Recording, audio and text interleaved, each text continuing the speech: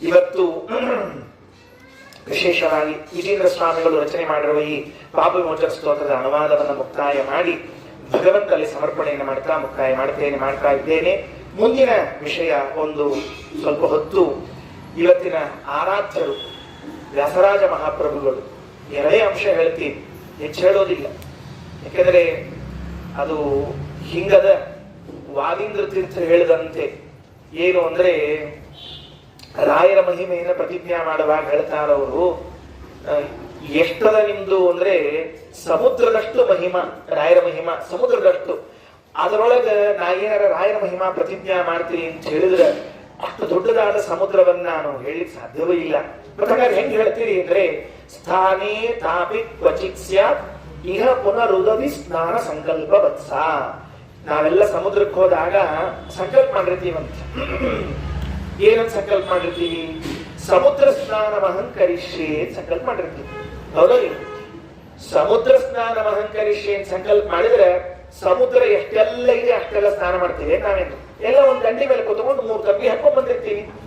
ಆ 3 ತಂಗಿ ನೀರು ಹಾಕೊಂಡು ಬಂದ್ರು ಸಹಿತೇಕ ಸಮುದ್ರ ಸ್ನಾನ ಮಾಡಿದಂತೆ ಅಂತ ಹೆಂಗ ಅರ್ಥವೋ ಹಂಗ ರಾಯರ ಮಹಿಮೆಯನ್ನು ಅಲ್ಲೊಂಚೂರು ಇಲ್ಲೊಂಚೂರು ಹೇಳಿದ್ರು ರಾಯರ ಮಹಿಮೆಯನ್ನು ಹೇಳಿದಂತೆ ಅದೇ ರೀತಿಯಾಗಿ ವ್ಯಾಸರಾಜ ಮಹಾಪ್ರಭುಗಳ ಮಹಿಮೆಯನ್ನು 1-2 ತಿಳಿದುಕೊಂಡ್ರೂ ಸಾಕು, ಬೇಕಾದಷ್ಟು ತಿಳಿದುಕೊಂಡಂತೆ ಆಯಿತು ನಾವು ಅಂತ.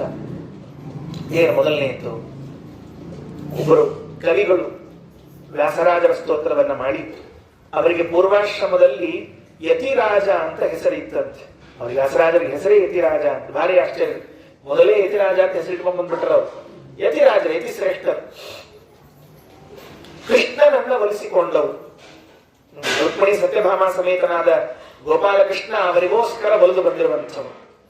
ಆ ಕೃಷ್ಣನನ್ನ ಒಲಿಸಿಕೊಳ್ಳುವುದು ಯಾರಿಗೆ ಸಾಧ್ಯ ಇದೆ ಅಂದ್ರೆ, ಭಾಗವತಾದಿ ಗ್ರಂಥಗಳನ್ನ ಕೇಳಿದಾಗ ನಮಗೇನ್ ತಿಳಿದು ಬರ್ತದೆ ಅಂತಂದ್ರೆ, ಗೋಪಿಕಾ ಸ್ತ್ರೀಯರೆಲ್ಲರೂ ಕೂಡ ಕೃಷ್ಣನನ್ನ ಒಲಿಸಿಕೊಂಡದ್ದು ನಾವು ನೋಡಿದ್ದೇವೆ.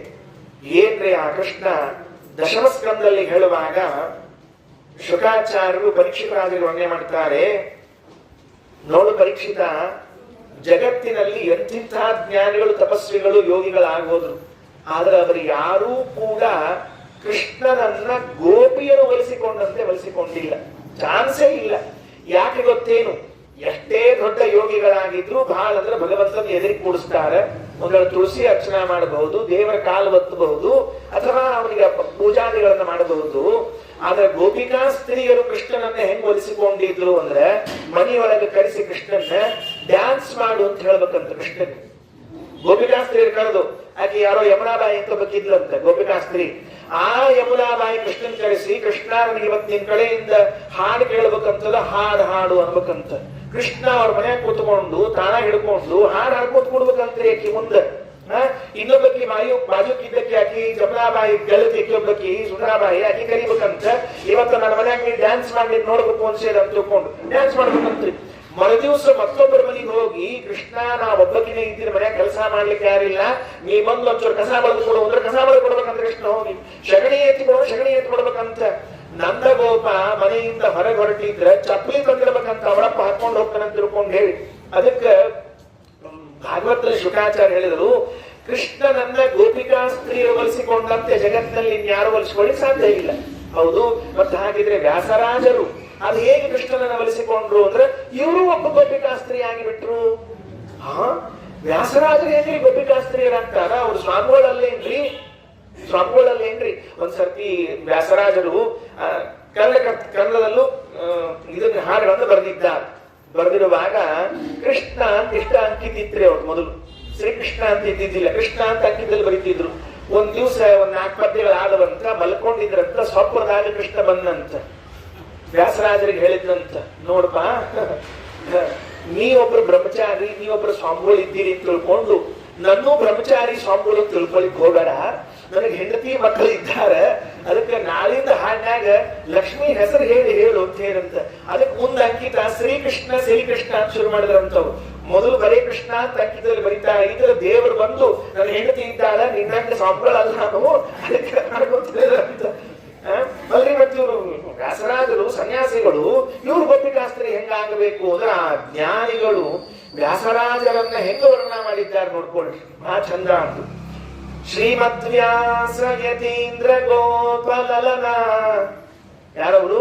ಶ್ರೀಮದ್ವ್ಯಾಸ ಯತೀಂದ್ರ ಗೋಪಲಲನ. ಯತೀಂದ್ರವೇ ಗೋಪಲಲನ. ಗೋಪಲಲನ ಅಂದ್ರೆ ಗೋಪಿಕಾ ಸ್ತ್ರೀ. ವ್ಯಾಸರಾಜರ ಹೌದು. ಶ್ರೀಮದ್ವ್ಯಾಸ ಯತೀಂದ್ರ ಗೋಪಲಲನ ಮಧ್ವಾಗಮ ರಾಮಭೂ ಮಂದಾರ ಬಲಮಂಜರೀಕ ಕಬರಿ ಭಾರೇಣ ದಿಗ್ಮೋಹಿನಿ. ಆ ವ್ಯಾಸರಾಜರೆಂಬುವಂತಹ ಗೋಪಿಕಾ ಸ್ತ್ರೀ ಹೆಳ್ಳು ಹಾಕೊಂಡು ಹೂ ಮುಡ್ಕೊಂಡಾರಂತ. ಹೌದು, ಅವ್ರಿಗೂ ಹೇಳ ಬರೀ ಆಚಾರ. ಹೌದು, ಮತ್ತೆ ಕೆಲವು ಆಚಾರ ದುಡ್ಡು ಎಷ್ಟಿರ್ತದೆ ಹೆಳ್ಳು ಹಾಕೊಂಡ್ರಂಗಿಲ್ಲ, ಅದಕ್ಕೆ ಮಲ್ಲಿಗೆ ಹೂ ಹಾಕಿರಂಗಿಲ್ಲ, ಅಷ್ಟೇ ಬೇರೆ ಏನಿಲ್ಲ. ಹಾಗಾಗಿ ಉದ್ದಕ್ಕೆ ಹೇಳ ಬಿಟ್ಟಾರ. ಎಲ್ಲದ ಮಂದಾರ ಮನಮಂಜರೀಕ ಕಬರಿ. ವ್ಯಾಸರಾಜರ ಗ್ರಂಥ ಮಂದಾರ ಮಂಜರಿ ಅಂತ ಒಂದದ. ಮಂದಾರ ಮಂಜರಿ ಅಂದ್ರೆ ಮಂದಾರ ಅಂದ್ರೆ ಹೂ, ಅದು ಮಂದಾರ ಪಾರಿಜಾತಕ. ಈ ಅಮರಕೋಶ ಕೈಪಟ್ ಮಾಡಿಸ್ತಿದ್ರಿ ಇದಕ್ಕೆಲ್ಲ. ಅಶೋಕ, ಚೂತ, ನವಮಲ್ಲಿಕ, ಮಂದಾರ ಪಾರಿಜಾತಕ ಅಂತ ತಿಳ್ಕೊಂಡು ಹೇಳಿ ಮಂದಾರ ಮಂಜರಿ ಅಂತ ಕರೆದಿದ್ದಾರೆ. ಅದು ಖಂಡನತ್ರಯಗಳಿಗೆ, ಮಾಯಾವಾದ ಖಂಡನ, ಉಪಾಧಿ ಖಂಡನ ಮತ್ತು ಮಿಥ್ಯಾತ್ವಾನುಮಾನ ಖಂಡನಗಳಿಗೆ ಮಂದಾರ ಮಂಜರಿ 3 ಗ್ರಂಥ ಬರೆದಿದ್ದಾರೆ. ಆ ಮಂದಾರ ಮಂಜರಿ ಎಂಬುವಂತಹ 3 ಗ್ರಂಥಗಳೇ ವ್ಯಾಸರಾಜನೆಂಬುವಂತಹ ಗೋಪಿಕಾ ಸ್ತ್ರೀಯ ಹೆರಳಿನ ಹೂ ಇದ್ದಂತೆ. ಚಂದ್ರ ಶ್ರೀಮದ್ವ್ಯಾಸ ಯತೀಂದ್ರ ಗೋಪಲಲನ. ಹೌದು, ಆ ಹೂ ಎಲ್ಲಿ ಬೆಳೆದಾವ? ಮಧ್ವಾಗಮ ರಾಮಭೂ. ಶ್ರೀಮದಾಚಾರ್ಯ ಸತ್ಶಾಸ್ತ್ರವೆಂಬುವಂತಹ ಉದ್ಯಾನದಲ್ಲಿ, ಗಾರ್ಡನ್ ನಲ್ಲಿ ಬೆಳೆದಿರುವಂತಹ ಹೂಗಳಂತವೆಲ್ಲ ಏನ್ ಚಂದ ಕಲ್ಪನೆ ಅದೆಲ್ಲ. ಶ್ರೀಮದಾಚಾರ್ಯ ಸತ್ಶಾಸ್ತ್ರಗಳೇ ದೊಡ್ಡದಾದ ತೋಟ. ಆ ತೋಟದಲ್ಲಿ ಬೆಳೆದಿರುವಂತಹ ಹೂಗಳು ಯಾವುದು ಅಂದ್ರೆ ಮಂದಾರ ಬಲಮಂಜರೀಕ ಕಬರಿ ಭಾರೇಣ ದಿಗ್ಮೋಹಿನಿ. ಆಮೇಲೆ ಹೌದು, ಆ ಭಾರದಿಂದ ನಡೀತಾ ಬರ್ತಿದ್ರೆ ದಿಗ್ಮೋಹಿನಿ. ದಿಕ್ಕುಗಳಲ್ಲಿದ್ದವರೆಲ್ಲ ಭೂಮಿ ಏನ್ ಚಂದದ ಹುಡುಗಿ, ಏನ್ ಚಂದದ ಹುಡುಗಿ ಭೂಮಿ ಮೇಲೆ ಬೆಳೆದಿಟ್ಕೋಬೇಕಂತ ವ್ಯಾಸರಾಜರ ನಡೆಗೆ ಅಷ್ಟು ಚಂದ ಆದದ್ದು. ಸನ್ಯಾಯಾಮೃತ ಸುಂದರೋಷ್ಟ ಸುಧಯ. ನ್ಯಾಯಾಮೃತ ಅಂತನ್ನುವುದೇನು ಗ್ರಂಥ ಇದೆಯಲ್ಲ, ಅದು ತುಟಿಗಳಂತೆ. ಸನ್ಯಾಯಾಮೃತ ಸುಂದರೋಷ್ಟ ಸುಧಯ. ಓಷ್ಟ ಸುಧಾ, ತುಟಿಗಳೆಂಬ ಸುಧೆ. ಅದು ಯಾವುದು? ನ್ಯಾಯಾಮೃತವೆಂಬುವಂತಹ ಗ್ರಂಥ.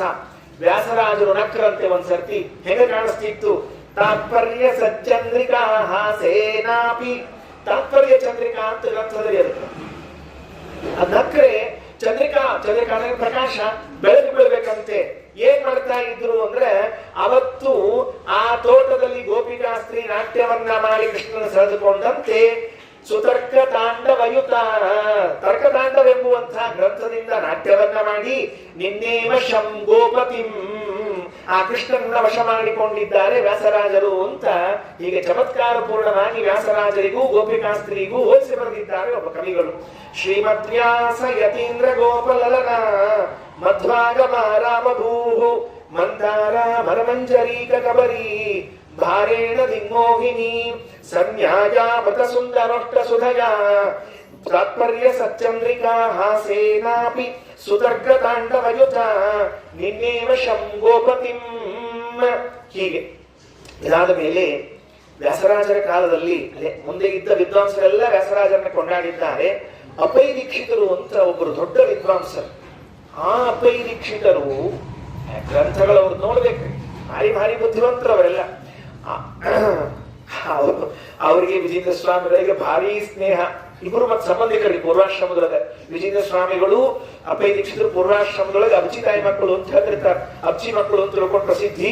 ಇಂಥವ್ರು ಇಬ್ಬರು ಎದುರಿಗೆ ಭೇಟಿ ಆದ್ರು ಅಂದ್ರೆ ಶಾಸ್ತ್ರದ ವಾಕ್ಯಾರ್ಥಗಳೇ ಶುರು ಅಂತ ಬ್ಯಾರೆ ಇದ್ದಿದ್ದಿಲ್ರಿ. ಅವರು ವ್ಯಾಸರಾಜರ ಬಗ್ಗೆ, ವಿಜೇಂದ್ರ ಸ್ವಾಮಿಗಳ ಗುರುಗಳು, ಅವರ ಬಗ್ಗೆ ಒಂದು ತಮಿಳಿನಲ್ಲಿ ಉದ್ಗಾರವನ್ನ ತೆಗೆದಿದ್ದಾರೆ. ಅವರು ಏನು ಉದ್ಗಾರ ತೆಗೆದಿದ್ದಾರೆ ತಮಿಳಿನಲ್ಲಿ ಅಂದ್ರೆ ಹೀಗೆ ಹೇಳ್ತಾರೆ: ಪಿರಿಂಜಿ ಪೋನ ವೆಂಡ್ರಿಕಾಯಿಕಿ 3 ಕಟ್ಟು ಕೊಟ್ಟಾರ್ ವ್ಯಾಸರ್ ಅಂತ ಬರೆದಿದ್ದಾರೆ.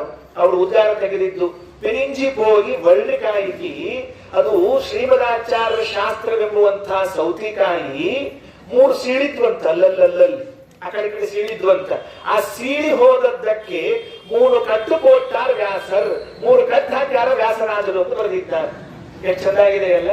ಬಿನಿಂಜಿ ಪೋನ ವೇಂಡ್ರಿಕಾಯಿಕಿ 3 ಕಟ್ಟು ಕೊಟ್ಟಾರ್ ವ್ಯಾಸರ್ ಅಂದ್ರೆ ನ್ಯಾಯಾಮೃತ, ಚಂದ್ರಿಕಾ, ತರ್ಕತಾಂಡವೆಂಬುವಂತಹ 3 ಕಟ್ಟು. ನಮ್ಮಲ್ಲಿ ಶಾಲಿಗ್ರಾಮ ಬಿದ್ದು ಬಿದ್ದಲ್ಲ, ಬೀಳಿಸಿ ಎರಡು ಭಾಗ ಆಗಿರ್ತಾವ ಶಾಲಿಗ್ರಾಮ. ಯಾಕ? ಹಿರಿ ಮಗುಗ್ ಒಂದ್ ತುಂಡು, ಕಿರಿ ಮಗುಗ್ ಒಂದ್ ತುಂಡು ಅಂತ ಹಿಂಗಿಟ್ಟಿರಂಗಿಲ್ಲ. ಯಾಕೆ ಇವ್ ಮನೆ ಇರೋದೇ ಒಂದ್ ಶಾಲಿಗ್ರಾಮ ಪೂಜಾಕ, ಇನ್ನೊಂದ್ ಇರಂಗೇ ಇಲ್ಲ. ಹಂಗ ಪಾಪ ಮನ್ಯಾಗ ಸಾಕಷ್ಟು ಇಟ್ಕೊಂಡವ್ರು ಬೇಜಾರ್ ಮಾಡ್ಕೊಳಿಕ್ ಹೋಗ್ಬೇಡ್ರೆ, ಯಾಕಂದ್ರೆ ಯಾರ ದಾನ ಕೊಡಿದ್ರೆ ನಾ ತಗೋತೀನಿ ಮತ್ತೆ ಇರ್ಬೇಕಾಗಿದ್ರೆ ಶಾಲಿಗ್ರಾಮ ತಗೋತೀನಿ. ಒಂದು ಶಾಲಿಗ್ರಾಮ ಪೂಜಾ ಮಾಡೋ ಕಾಲಕ್ಕೆ ಒರೆಸ್ಲಿಕ್ಕೆ ಹೋಗಿರ್ತಾರೆ, ಚಾಡಿಸ್ಲಿಕ್ಕೆ ನೋಡ್ರಲ್ಲ ಆಚಾರ ಸ್ಟೈಲ್ ಹಿಂಗ್ ಹಿಂಗ್ ಹಿಂಗ ಟನ್ ಮುರಿ. ಅದನ್ನ ಯಾರೋ ಕೇಳಿದ್ರು ಆಚಾರ್ಯ ಮುರಿದ ಶಾಲಿಗ್ರಾಮ ಏನ್ ಮಾಡ್ಬೇಕು? ಅವ ಅಕ್ಷಾಲೆ ಕೊಡು ಕಟ್ಟಿ ಹಾಕೊಳ್ತಾನ ಮತ್ತೆ ಪೂಜಾ ಕೆಟ್ಟು ಅಂತ ಹೇಳಿದ್ರು. ಹಾಗಾದ್ರೆ ಮುರಿದು ಹೋದ ಶಾಲಿಗ್ರಾಮವನ್ನ ಭಿನ್ನವಾದ ಶಾಲಿಗ್ರಾಮಕ್ಕೆ ಕಟ್ಟು ಹಾಕಿದಂತೆ ಮಧ್ವಶಾಸ್ತ್ರ ಇದು ಸೀಳಿ ಹೋಗ್ತಾ ಇತ್ತು.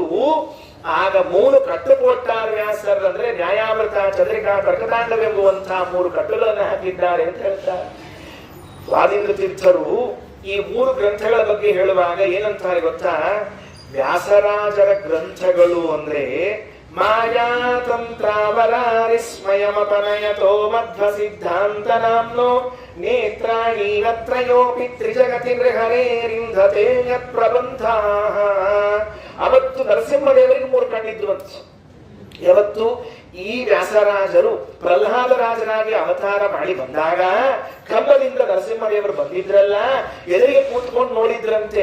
ನಮ್ ನರಸಪ್ಪ ಹೆಂಗಿದ್ದಾನ ಅಂತ ಕೇಳಿದ್ರು 3 ಕಣ್ಣಿದ್ವು ಅಂತ, ತ್ರಿನೇತ್ರ. ವಿಚಾರ ಮಾಡಿದ್ರು, ನಾನು ಅವತಾರ ಮಾಡಿದಾಗ ನರಸಪ್ಪಗೆ 3 ಕಣ್ಣು ಹಚ್ಚಿದ್ರಿ ಹೆಂಗ ಅಂತ.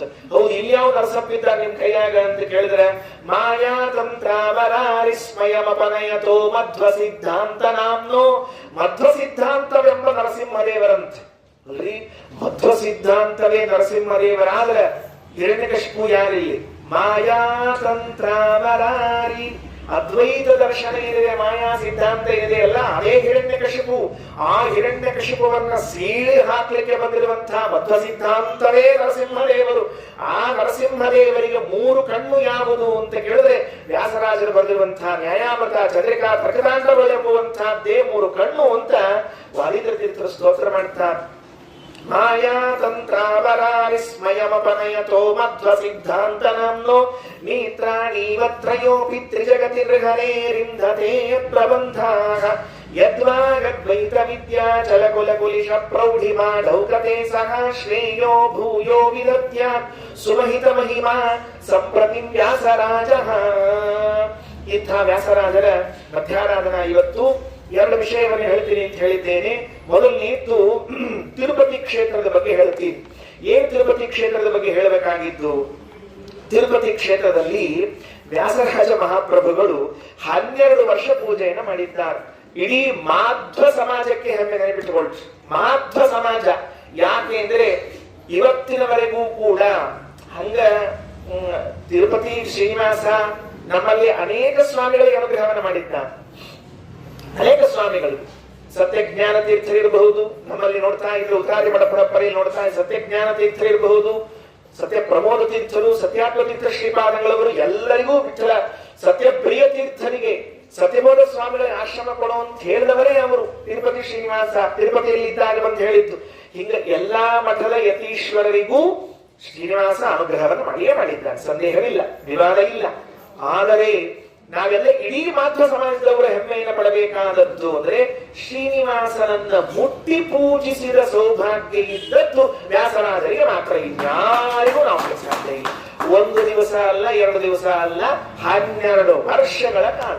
12 ವರ್ಷಗಳ ಕಾಲ 1482 ಇಸ್ವಿಯಿಂದ 1494 ಇಸ್ವಿಯವರೆಗೆ 12 ವರ್ಷ ಪೂರ್ಣ ತಿರುಪತಿಯ ಶ್ರೀನಿವಾಸನ ಪೂಜೆ. ಏನ್ ಭಾಗ್ಯ ಇರಬೇಡ್ರಿ. ಆ ಶ್ರೀನಿವಾಸ ಸ್ವಯಂ ವ್ಯಕ್ತ ಆತ, ತಾನೇ ಬಂದು ನಿಂತು ಬಿಟ್ಟಾನ, ಬೇರೆ ಇಲ್ಲೇ ಇಲ್ಲ ಅಂತ ತಿಳ್ಕೊಂಡು ಹೇಳಿ. ಚಂದ್ರಗಿರಿ ಅಂತ ಅಲ್ಲೊಂದು ಪಕ್ಕದಲ್ಲಿ ಒಂದು ಗಿರಿ ರಾಜ್ಯ, ಅವ ವೀರ ನರಸಿಂಹ ಅಂತ ಅವನ ರಾಜನ ಹೆಸರು. ಚಂದ್ರಗಿರಿಯ ರಾಜ ವೀರ ನರಸಿಂಹ ಅಂತ. ತಿರುಪತಿ ಹತ್ರ ಈ ಮುಳುಬಾಗಲು ತಿರುಪತಿ. ಆ ಮುಳುಬಾಗಲು ಅಂದ್ರೆ ಏನು ತಿಳ್ಕೊಂಡಿವ್ರಿ ನಾವ್ ಹೇಳೋಣಂತ. ಮುಳುಬಾಗಿಲು ಅಂದ್ರೆ ಮುಳುಗೋ ಬಾಗಿಲಲ್ಲದು, ಮೂಡಣದ ಬಾಗಿಲು ಅಂತ ಅರ್ಥ. ಮೂಡಣದ ಬಾಗಿಲು ಅಂದ್ರೆ ತಿರುಪತಿಗೆ ಹೋಗ್ಲಿಕ್ಕೆ ಪೂರ್ವ ದಿಕ್ಕಿನ ಬಾಗಿಲದು. ಮೂಡಣ, ತೆಂಕಣ, ಬಡವಣ ಎಲ್ಲ ಹೋಗ್ಬಿಟ್ಟವರಿಗೆ. ಇಷ್ಟು ವೇಸ್ಟು, ನಾವಿಷ್ಟು ವೇಸ್ಟ್ ಜೀವನದಲ್ಲಿ. ಅಯ್ಯೋ ರಾಮಚಂದ್ರ, ಮೂಡಣ, ಬಡವಣ, ತೆಕ್ಕಣ ಎಲ್ಲ ಎಷ್ಟು ಚಂದಾದ ಶಬ್ದಗಳು ಕನ್ನಡದಲ್ಲಿ ಇದ್ದದ್ದು. ಮೂಡಣ ಬಾಗಿಲು, ಮುಳಬಾಗಿಲು ಅಂತ ಆಗಿದೆ ಅದು ಮುಂದೆ. ಹಾಗಾದ್ರೆ ಅಲ್ಲಿ ಶ್ರೀಪಾದರಾಜರಿದ್ರು, ಹತ್ತಿರದಲ್ಲಿ ಚಂದ್ರಗಿರಿಯ ರಾಜ ವೀರನರಸಿಂಹ, ತಿರುಪತಿಯ ಅರ್ಚಕರೆಲ್ಲ ಪೂಜೆ ಮಾಡುವರು. ಏನಾಯ್ತು ಅಂದ್ರೆ ದೇವರ ಪೂಜೆಗೆ ಇದ್ದ ಸಾಮಗ್ರಿಗಳನ್ನೆಲ್ಲ ಬೆಲ್ಲಕ್ಕೆ ತಮ್ಮ ಪೂಜೆಗೆ ಬಳಸ್ಕೊಳ್ಳಿಕ್ ಶುರು ಮಾಡಿದಂತೆ. ಆಗ್ತಿರ್ತಾವ್ರೆ ಹೆಂಗೆ, ದೇವ್ರ ದೀಪಕ್ಕೆ ಅಂತ ಎಣ್ಣೆ ಕೊಟ್ಟಿರ್ತಾರೆ, ಗೋಂಡ ಕರ್ಕೊಂಡು ತಗೊಂಡಿರ್ತಾರೆ, ತುಪ್ಪ ಕೊಟ್ಟಿರ್ತಾರೆ, ದೀಪಕ್ಕೆ ಹಾಕಿದ್ರು ಕೊಡ್ಸಿರಾ ಕರ್ಕೊಂಡು ತಗೊಂಡಿರ್ತಾರೆ. ಇವರು ಗೋಡಂಬಿ ದ್ರಾಕ್ಷಿ ದೇವ್ರ ನೈವೇದ್ಯಕ್ಕೆ ಅಂತ ಇಟ್ಟಿರ್ತಾರೆ, ಇವ್ರು ಕೋಸಂಬರಿ ಹಾಕೊಂಡಿರ್ತಾರೆ, ಗೋಡಂಬಿ ದ್ರಾಕ್ಷಿ ಇಲ್ಲ ಆಗಿರ್ತಾವ. ರಾಮಾಯಣ ಕಾಲಕ್ಕೆ ಆಗಿದ್ರಿ, ಇವತ್ತೇನಿಲ್ಲ. ನಾಯಿ ಕಥೆ ಕೇಳಿರಿಲ್ಲೋ, ನಾಯಿ ಏನ್ ಹೇಳಿತ್ತು, ನಾಯಿಗೆ ಅನ್ಯಾಯ ಆಗಿತ್ತು ಅಂತ ಬಂತು ರಾಮನ್ ಮುಂದೆ. ರಾಮ ನಂಗೆ ಅನ್ಯಾಯ ಆಗ್ಯದ, ಯಾರು ಈ ಊರ್ನಾಗ ಭಿಕ್ಷುಕ ಹೊಡೆದ, ಕರಿ ಅವನ್ನ. ಹೌದು, ಭಿಕ್ಷುಕ ತಪ್ಪು ಮಾಡಿ ಅನ್ಸಿದ್ದಾತು. ರಾಮಚಂದ್ರ ದೇವರು ನಾಯಿಗೆ ಕೇಳಿದ್ರಂತ, ಶಿಕ್ಷಣ ಏನ್ ಕೊಡ್ಬೇಕು ಹೇಳು. ಏನಿಲ್ಲ, ಈ ಊರ್ನಾಗ ಒಂದು ಗುಡಿಗೆ ಇವ್ರನ್ನ ಆಚಾರ ಮಾಡಿ ಹಾಕು ಅಂತ ಹೇಳಿದ್ರು. ಆಶ್ಚರ್ಯ ಆತ್ರಿ ರಾಮ ಕೇಳಿದ್ನಂತಲ್ಲೋ, ನಿನಗೆ ಹೊಡೆದವನ್ನ ಈ ಊರಾಗಿನ ವಿಠ್ಠಲ್ದೇವ್ರ ಗುಡಿಗೆ ಅರ್ಚಕರ್ ಮಾಡಂತಿ ಯಾಕಂದ್ರೆ ಹೋದ್ ಜನ್ಮದಾಗ ನಾನು ಅದ ಆಗಿತ್ತಿ. ಅಲ್ಲೂ ಏನ್ ಹಿಂಗಂದ್ರ ಅಲ್ಲೆಲ್ಲ ವ್ಯವಸ್ಥೆ ಬೇರೆ ಇರ್ತದ, ನೀ ಹೂ ಅನ್ನು ಅಂತ ಹೇಳಿದಂತ. ಹಂಗ ದೇವರಿಗಿಟ್ಟ ಎಣ್ಣೆ ತುಪ್ಪ ಎಲ್ಲ ಅವರು ಆನೆ ಕುದುರೆಗಳು, ಶ್ರೀನಿವಾಸ ದೇವರ ಮೆರವಣಿಗೆಗೆ ಇರಬೇಕಾದ ಆನೆ ಕುದುರೆಗಳನ್ನ ತಮ್ಮ ಮಕ್ಕಳು ನೇರಿಸ್ಲಿಕ್ಕಂತದ್ರ ಮೇಲೆ ರಾಜನಿಗೆ ಗೊತ್ತಾಯಿತು, ಸಿಟ್ಟು ಬಂತು ರಾಜನಿಗೆ. ಏನ್ ಮಾಡಿದ ರಾಜ, ಎಲ್ಲರನ್ನ ಕೊಲಿಸಿಬಿಟ್ಟ. ಏನ್ ವಿಚಾರ ಮಾಡ್ಲಿಲ್ಲ. ಅಪರಾಧ ಕೈ ಮೀರಿದಾಗ ಶೂಟ್ ಅಂಡ್ ಸೈಟ್ ಆರ್ಡರ್ ಇರ್ತದ್ರಿ, ಅಲ್ಲಿ ಮುಂದಿರೋದೇ ಇಲ್ಲ, ಹೊಡೆದ ಕೊಂದು ಹಾಕ್ಬಿಟ್ಟಲ್ಲ. ಗಾಬರಿ ಆತವಂಗ. ಏನಾತು, ಎಲ್ಲಾ ಬ್ರಾಹ್ಮಣರನ್ನ ಕೊಂದುಬಿಟ್ಟೆ, ಬ್ರಹ್ಮಹತ್ಯ ಬಂತಲ್ಲ ಅಂತ ಆ ಚಂದ್ರಗಿರಿಯ ವೀರನರಸಿಂಹ ರಾಜ ಬಂದು ಶ್ರೀಪಾದರಾಜರಿಗೆ ಬೇಡಿಕೊಂಡ, ಸ್ವಾಮಿ ತಪ್ಪಾಗೋಯ್ತು, ತಿಳಿದೇ ಹೀಗ್ ಮಾಡಿಬಿಟ್ಟಿದ್ದೀನಿ, ಏನ್ ಮಾಡ್ಲಿ ಅಂತ.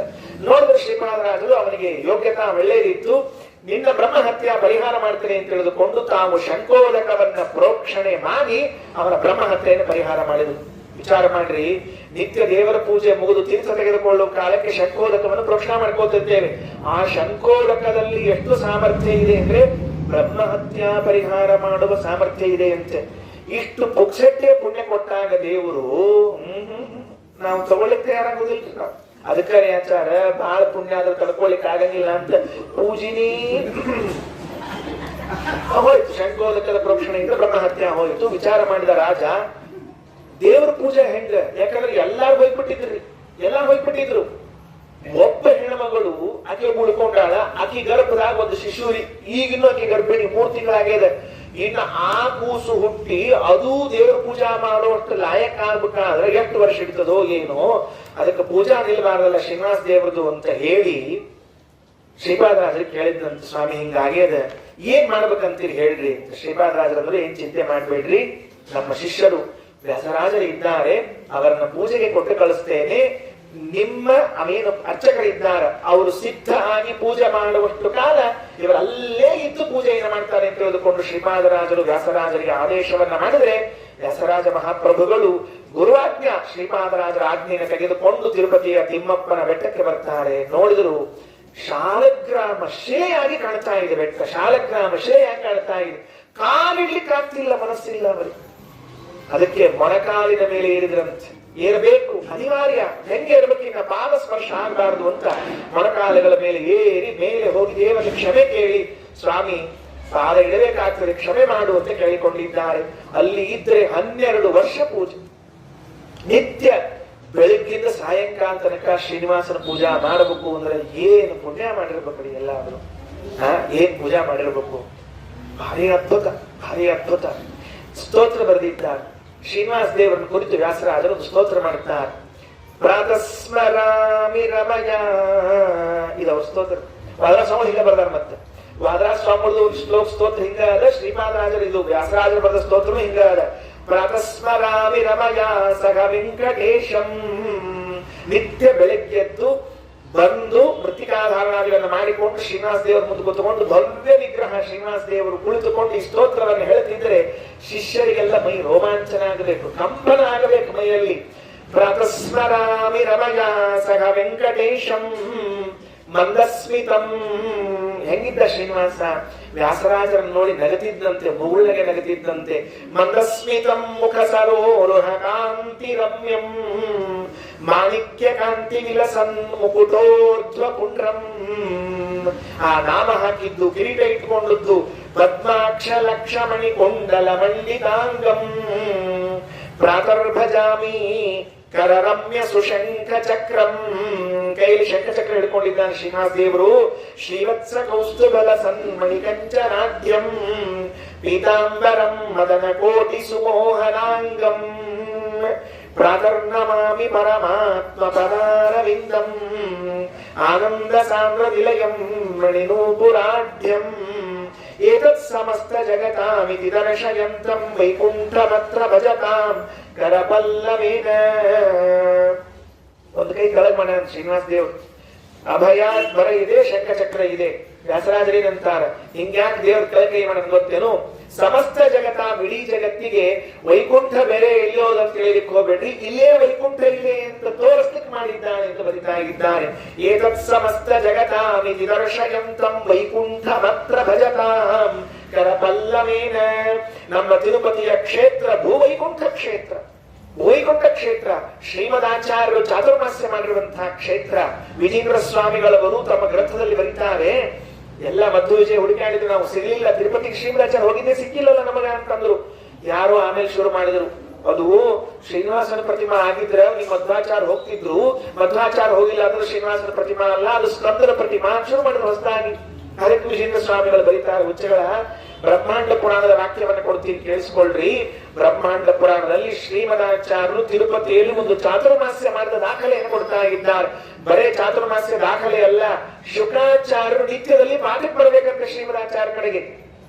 ತಿರುಪತಿಯಲ್ಲಿ ಇದ್ದಾಗ 4 ತಿಂಗಳು ಚಾತುರ್ಮಾಸ್ಯ, 4 ಪಕ್ಷ ಅಲ್ಲ, 4 ತಿಂಗಳು ಚಾತುರ್ಮಾಸ್ಯ ಕೂತ್ಕೊಂಡಿದ್ರೆ ಶುಕ್ರಾಚಾರ್ಯ ನಿತ್ಯ ಪಾಠಕ್ಕೆ ಬರಬೇಕು.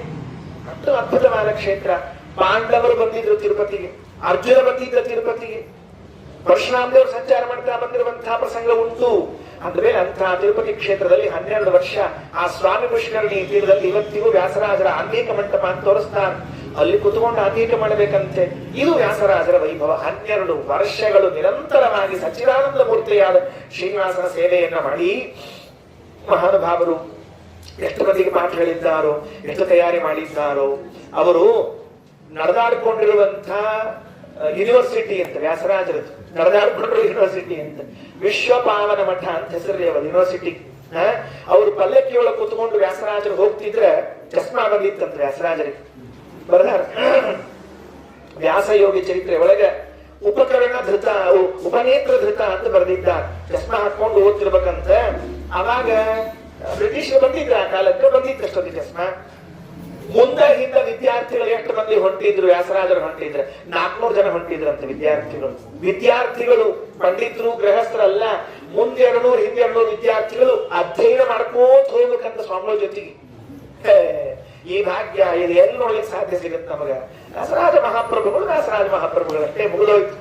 ಅಂಥವರು ತಿರುಪತಿ ಕ್ಷೇತ್ರದಲ್ಲಿ ಶ್ರೀನಿವಾಸನ ಸ್ತೋತ್ರವನ್ನ ಮಾಡಿ ಭವ್ಯವಾದ 12 ವರ್ಷ ಪೂಜೆಗಳನ್ನ ಮಾಡಿ ಉತ್ತರಾಧಿಕಾರಿ ಅರ್ಚಕ ಸಿದ್ಧ ಆದ ಅಂತಂದ ಮೇಲೆ ಅಷ್ಟೇ ನಿರ್ವ್ಯಾಜವಾಗಿ ಬಿಟ್ಟು ಕೊಟ್ಟು ಬಂದದ್ದು ನೋಡ್ರಿ. ಇದು ದೊಡ್ಡ ಯೋಗ್ಯತೆ. ನಮ್ದಂತರು ಕೂಡ ಹೆಸರು ಹಾಕೊಂಡಿದ್ರೆ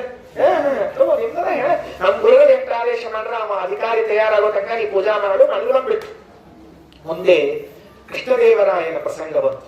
ಅಲ್ಲಿ ಅವರಿಗೆ ಕುಹಯೋಗ ಅಂತ ಬಂದಿತ್ತು. ಮೊನ್ನೆ ಮಾಘ ಕೃಷ್ಣ ಅಮಾವಾಸ್ಯ, ಅದು ಕುಹಯೋಗ ಬಂದ ದಿವಸ ಅವತ್ತು ಪರಿಹಾರ ಮಾಡಿದ್ದಾನೆ ಅಂತ ಜ್ಯೋತಿಷ್ಯರು ಹೇಳಿದಂತೆ ಕೃಷ್ಣದೇವರಾಯನಿಗೆ, ಇಲ್ಲ ಅವತ್ತಿನ ದಿವಸ ನೀನು ಸಿಂಹಾಸನದ ಮೇಲೆ ಕೂತಿದ್ದಿ ಅಂತಂದ್ರೆ ಅದು ಒಂದು ದುಷ್ಟ ಯೋಗ, ನಿನ್ನ ಪ್ರಾಣವನ್ನೇ ತಗೊಂಡು ಹೋಗ್ತದೆ ಅಂತ ಚಿಂತೆ ಶುರುವಾಯಿತು. ಏನ್ ಮಾಡ್ಬೇಕು, ಯಾರ ಹತ್ರ ಹೋಗ್ಬೇಕು, ಯಾರನ್ನ ಕೇಳಬೇಕು? ಯಾಕ ಅಂತ ಕೇಳಿದ್ರೆ ಯಾರ ಹತ್ರ ಹೋಗ್ಬೇಕು, ಯಾರನ್ನ ಕೇಳಬೇಕು?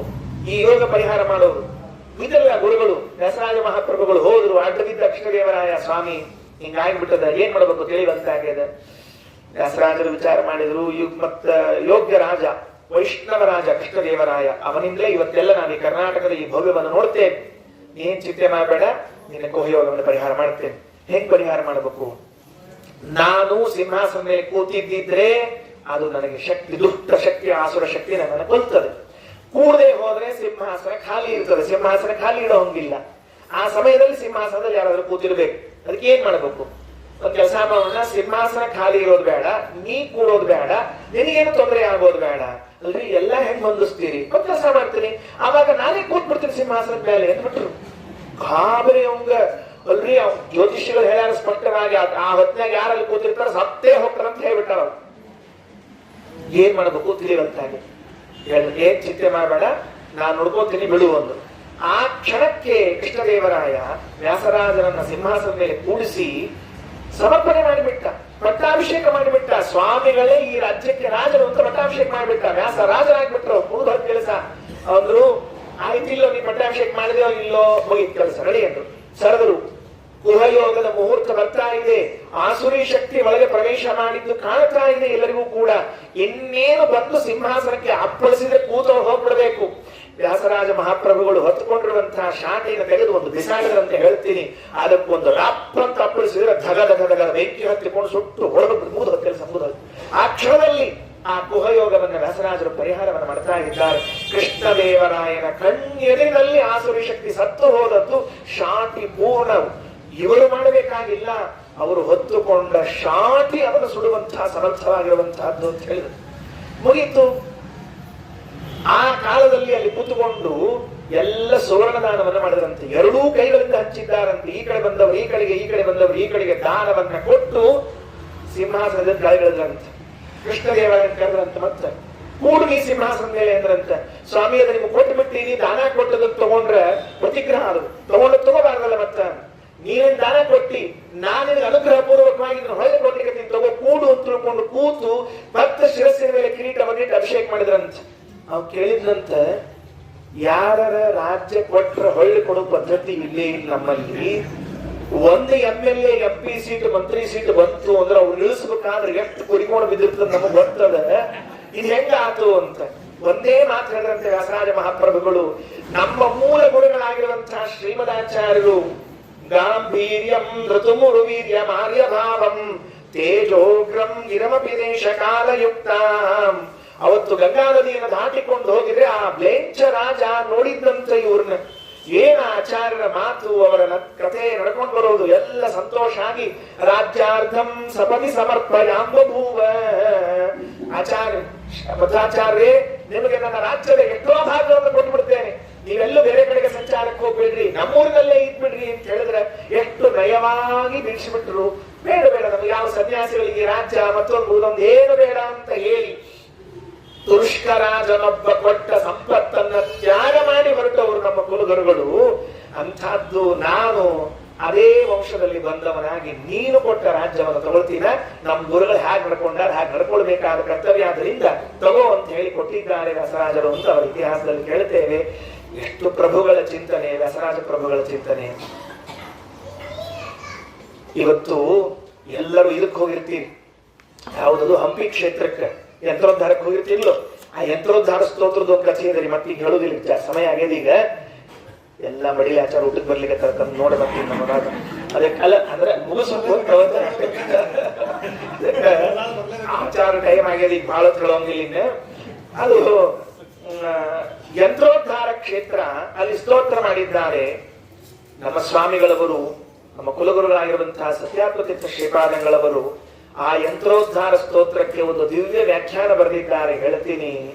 ನೀವು ಯಾರಿಗಾದ್ರೂ ಸಂಸ್ಕೃತ ಬರ್ತಿದ್ದಿದ್ರೆ ಆ ಪುಸ್ತಕವನ್ನು ತೆಗೆದುಕೊಂಡು ಓದ್ರಿ, ಆನಂದ ಪಡ್ತೀರಿ. ವ್ಯಾಸರಾಜರ ಅರ್ಥ ಎಷ್ಟಿರಬಹುದು ಅಂತ ವಿಶ್ವರೂಪವನ್ನು ತೋರಿಸಿಕೊಟ್ಟಿದ್ದಾರೆ ನಮ್ಮ ಕುಲಗುರುಗಳಾದ ಸತ್ಯಾತ್ಮತೀರ್ಥ ಶ್ರೀಪಾದಂಗಳವರು.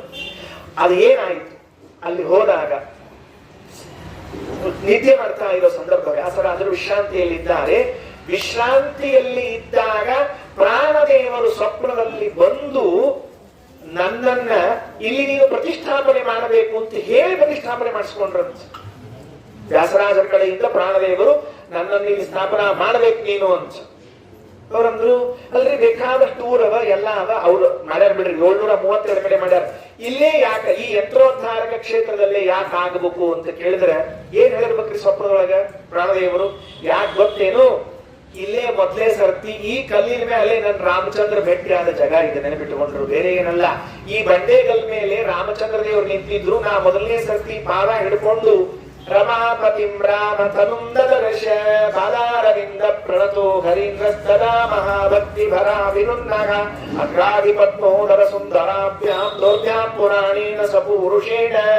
ಆ ರಾಮಚಂದ್ರ ನಿಂತಿದ್ದಿದ್ರೆ ಪಾದವನ್ನ ಗಟ್ಟಿಯಾಗಿ ಹಿಡಿದು ನಮಸ್ಕಾರ ಮಾಡಿದ್ದಲ್ಲ, ನಾನು ಹನುಮಂತ ದೇವರ ಅವತಾರ ಮಾಡಿದಾಗ ಪ್ರತ್ಯಕ್ಷನಾಗಿ ರಾಮನ್ನ ಕಂಡ ಬಂಡೆಗಲ್ಲಿದು, ಇದರ ಮೇಲೆ ನಮ್ಮ ಸ್ವಾಮಿ ರಾಮಚಂದ್ರ ನಿಂತಿದ್ದಾನೆ, ನಾನು ಇಲ್ಲಿ ಶಾಶ್ವತವಾಗಿ ನೆಲೆಸಬೇಕಾಗಿದೆ, ಇಲ್ಲಿ ನನ್ನ ಸ್ಥಾಪನಾ ಮಾಡು ಅಂತ ಹೇಳಿದ್ದಕ್ಕೆ ಆ ಯಂತ್ರದಲ್ಲಿ ಪ್ರಾಣದೇವರನ್ನು ಬರೆದು ಕೂಡಿಸಿದ್ದಾರೆ ವ್ಯಾಸರಾಜ ಮಹಾಪ್ರಭುಗಳು. ಇಷ್ಟೆಲ್ಲ ಅದ್ಭುತವಾದ ಸಾಮರ್ಥ್ಯ ವ್ಯಾಸರಾಜಲ್ಲಿ ನೋಡ್ತಾ ಇದ್ದೇವೆ. ಅವರ ಮಧ್ಯಾರಾಧನಾ ಪ್ರಸಂಗ, ಅವರ ಗುಣಗಳ ಬಗ್ಗೆ ಒಂದೆರಡು ಅಂಶಗಳನ್ನು ಚಿಂತನೆ ಮಾಡಿದ್ದೇನೆ. ಇಲ್ಲಿಗೆ ಈ 3 ದಿನಗಳ ಒಂದು ವಿಜೇಂದ್ರ ಸ್ವಾಮಿಗಳ ರಚಿತವಾದ ಪಾಪ ವಿಮೋಚನ ಸ್ತೋತ್ರದ ಯಥಾಮತಿಯಾದ ಅನುವಾದ, ಇವತ್ತಿನ ದಿವಸದ ಈ ವ್ಯಾಸರಾಜರ ಗುರುಗಳ ಚಿಂತನೆ, ಅವರ ಗುಣಗಳ ಚಿಂತನೆಯನ್ನು ಮಾಡಿದ್ದನ್ನು ಮುಕ್ತಾಯ ಮಾಡುತ್ತಾ ಇಲ್ಲಿ ನೆಲೆಸಿರುವಂತಹ ಶ್ರೀನಿವಾಸ ದೇವರಲ್ಲಿ ಎಲ್ಲ ಕ್ರಮಗಳನ್ನು ಸಮರ್ಪಣೆ ಮಾಡೋಣ. ಶ್ರೀಕೃಷ್ಣ ಅರ್ಪಣಮಸ್ತು. ಅಕ್ಷಯಂ ಕರ್ಮ ಯಸ್ಮಿನ್ ಪರೇ ಸ್ವರ್ಪಿತಂ ಪ್ರಕ್ಷಯಂ ಯಾಂತಿ ದುಃಖಾನಿ ಯನ್ನಾಮತಃ ಅಕ್ಷರೋ ಯೋಜನಃ ಸರ್ವದೈವಾಮೃತಃ ಕೌಶಿಕಂ ಯಸ್ಯ ವಿಶ್ವಂ ಸದಾ ಜಾದಿಕಂ ಪ್ರೀಣಯಾಮೋ ವಾಸುದೇವಂ ದೇವತಾ ಮಂಡಲ ಖಂಡಮಂಡಲಂ ಪ್ರೀಣಯಾಮೋ ವಾಸುದೇವಂ. ಕೃಷ್ಣ ನಮಸ್ತೆ.